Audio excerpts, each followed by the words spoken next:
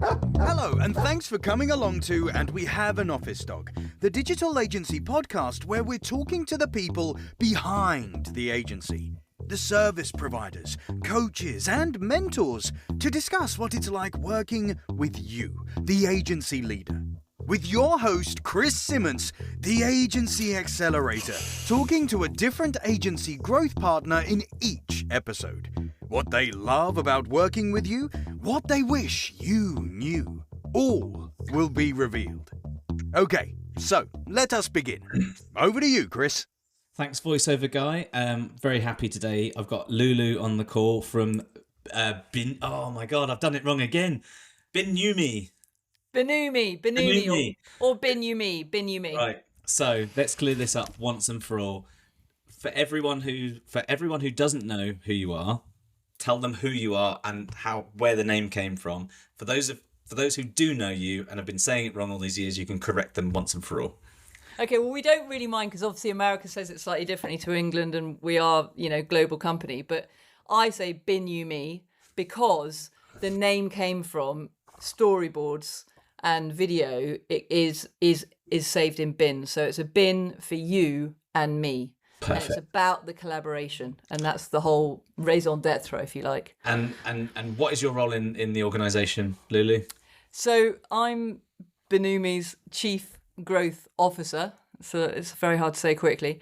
And I'm looking at currently validating the UK market. Wonderful. And so what is it the company does, and why should agencies love what you do? Well, we have fundamentally built an all-in-one video platform for seamless collaboration, efficient distribution, and scalable distribution. Efficient distribution and scalable distribution. It's the democratization of video across all comms. I had a look at the platform a couple of weeks ago when we had a call, didn't I? And it was and within like 5 minutes was like, I've got to have a bit more of a play with this. It's pretty cool. It's almost like you're editing a PowerPoint presentation, but it actually comes out as a pretty decent bloody video.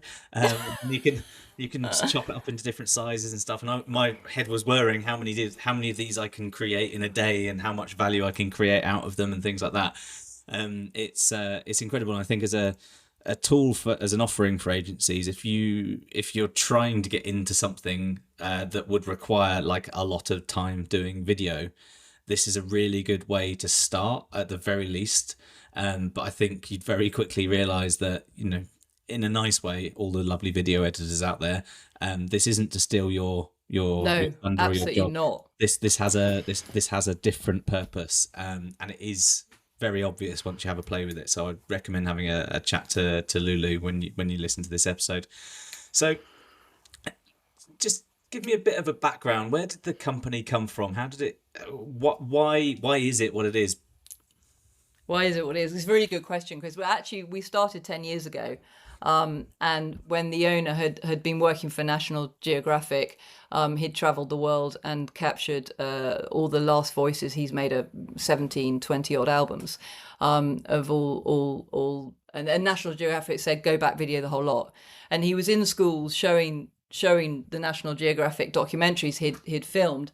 And all the kids were much more enraptured in what could they do with the video opposed to just watching it.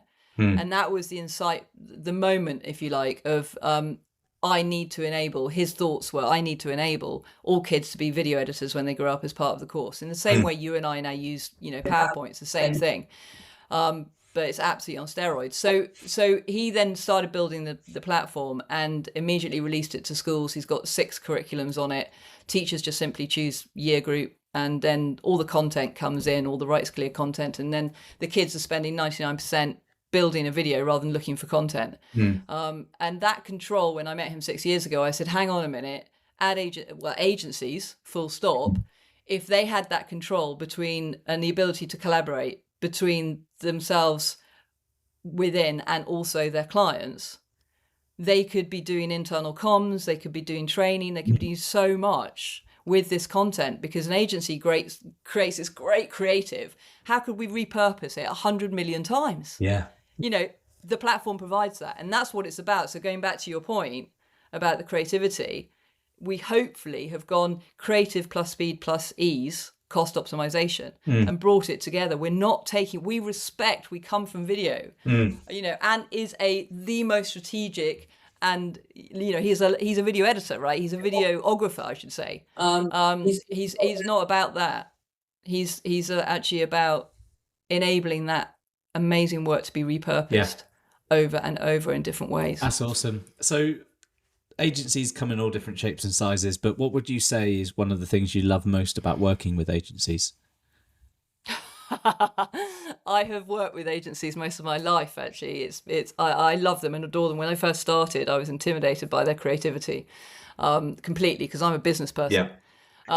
So, you know, it frightened me that I could talk to them and they could visualize everything I was saying and it looked beautiful. So it took me a long while to kind of get used to the fact that I was just, you know, on the seesaw, but just in a very different place to them. And so what frightens me most about them is the fact that whilst they're so diverse and able to, I guess, change and modify and bring to life and proposition their clients, how difficult and stubborn they can be if you try and say, look, I can give you a whole new revenue stream. You just need to change your organizational structure. And they look at you like you're nuts. Yeah. Most of the agencies, the majority, the rump of agencies are kind of sole owner founder. They're sort of between 5, maybe 15 people. They're the ones that, like, if they make a right strategic choice at the right time, things can be a rocket ship. But often they've got fires here and there. They need help with support, and it's a very lonely place at the top of something where essentially it's a people business, you know. It's really hard to know, like, what the right decision is at any point in time. The parameters are constantly changing. Everything, this technology is changing. This last year, all I've seen is AI this, AI that, and the other. It's going to steal our jobs. SEO is dead. Digital marketing doesn't exist anymore. Robots this.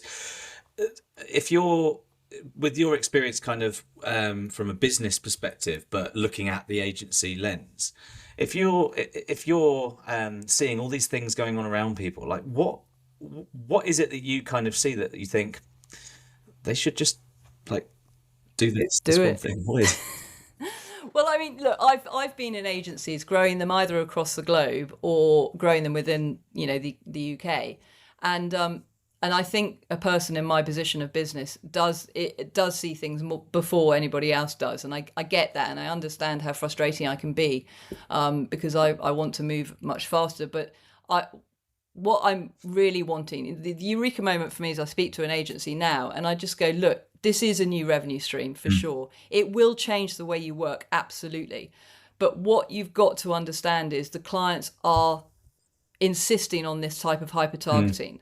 And it's not just, you know, above the line what you're currently doing. It's not just creating amazing you know, comms against the culture, if you like, or the vision of the company. You know, it's not 1 or 2 videos a year. We're talking about hundreds of videos a day, right? So just think about the relationship you've got with your clients, and it might be in one department, and it might be marketing. But imagine if you utilize that relationship and went to their HR and went to their finance, and they went across all the departments. Because with our platform, you can do that. You know, you can stay the brand controller, but you can produce much more work and amplify it. So in your, like, long experience with agencies across the world, different shapes and sizes and things like that, I'm sure you've seen a good amount of them come and go, and some of them they go with a bang, some of them go quietly and there's a little whimper. What in your experience distinguishes, like, the best from the rest from your perspective? Oh wow, that's quite an easy distinction, actually. It's the founders or the board that have a very clear growth strategy, and they stick to it for a set number. It's almost like I'm going to put my neck out there, but say 3 years. A strategy that changes after 12 months is not a well-fed strategy, and you know, you've kind of probably spent a lot of money and you're on a hiding to nothing if that's your pattern. Look at your patterns. look over your shoulder and look at your patterns, look over your shoulder, look at your clients, look over your shoulder and look at the losses. And that will determine your future. But it's those guys that I say guys, I mean people. girls and guys, obviously people. Thank you. Stick to your gut is my, the people that actually say, right, we're going to do this regardless of all those voices talking at you.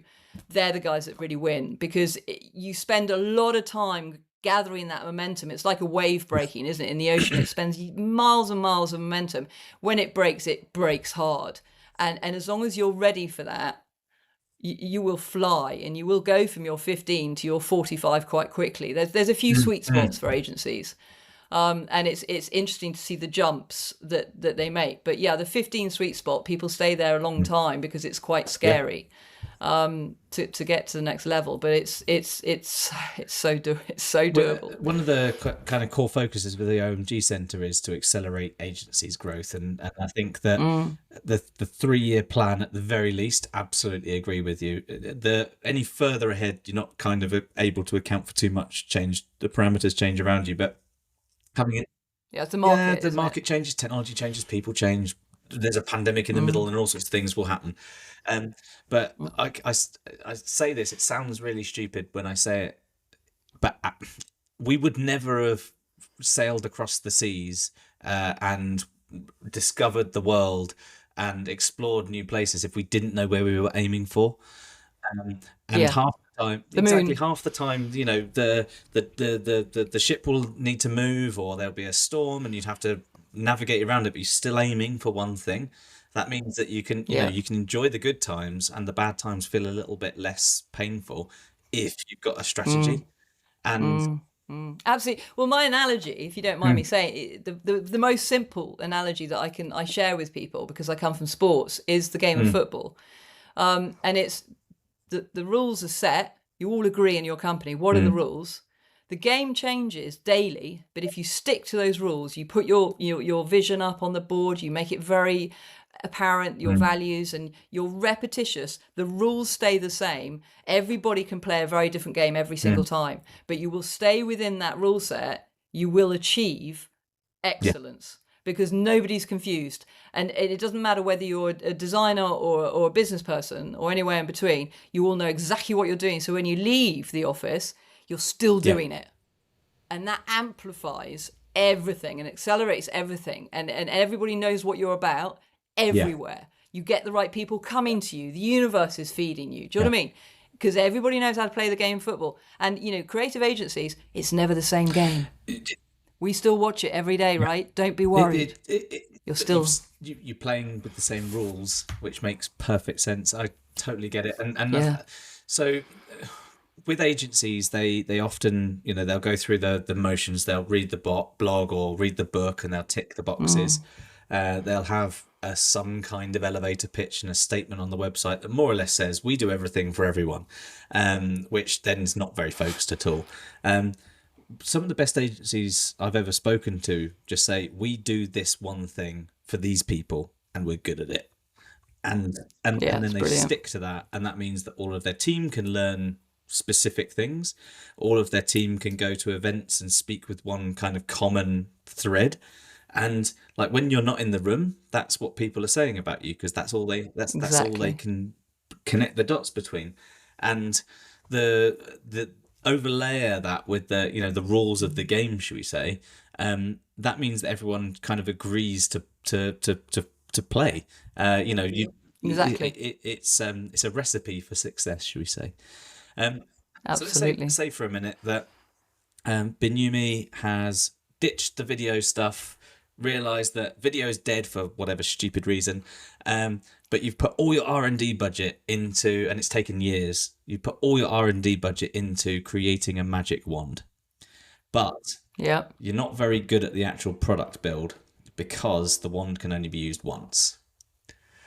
What one thing would you use the wand on to change in a digital agency? Wow, I think I would use it to hit a really big pause button and get all of them, the entire industry bar networks, and transport them through the TARDIS to the Do lectures, because I haven't been myself, but I've heard the stories and I've seen the videos of how when people step outside of their surroundings and change the environment entirely and allow you to speak to each other freely, you create the most amazing realizations within your own head, because they're just brilliant agencies. They're just, I can't, and they don't know sometimes how brilliant they are. And I think if they did that, it would transcend so many levels. I mean, it's giving me goosebumps just thinking about it, to be honest with you. The funny thing is, you say they don't know how good they are, and I think there's an element of a bit of weird kind of Instagram style type thing here, where all these agencies benchmark themselves against vanity metrics that some of them make up in order to sound great. You know, we just won a £50 million client, but they don't mention the £59 million losses that they made. And you know, and so you're looking at these agencies, they're working their asses off and they're really good at the thing that they do. And they're thinking, oh, I'm not very good because I didn't make a £50 million client this year. Well, actually, you're doing a really good job because your net profit is great and everyone in your business is happy and all of your clients are serviced well and all of your clients like you. Yes, you're a 15-person agency doing £4 million a year, but your 15-person agency doing £4 million a year, they're making a loss, but they're shouting about all the good things. Don't pigeonhole yourself to that same degree. Yeah. And you know, if I could use a wand as well, I think in this instance I probably would sit in those lectures as well and go, listen up, guys. Well, the other thing that you've made me just think about that's flown to the top is, it's something that came to me years and years and years ago. If you imagine all the hard work that these creative agencies have done, they only actually publish about 10% of the content they've ever created. They have bank loads of content. If only there was a platform somewhere where they could upload all this content and reuse it and repurpose it. I mean, can you imagine? Yeah.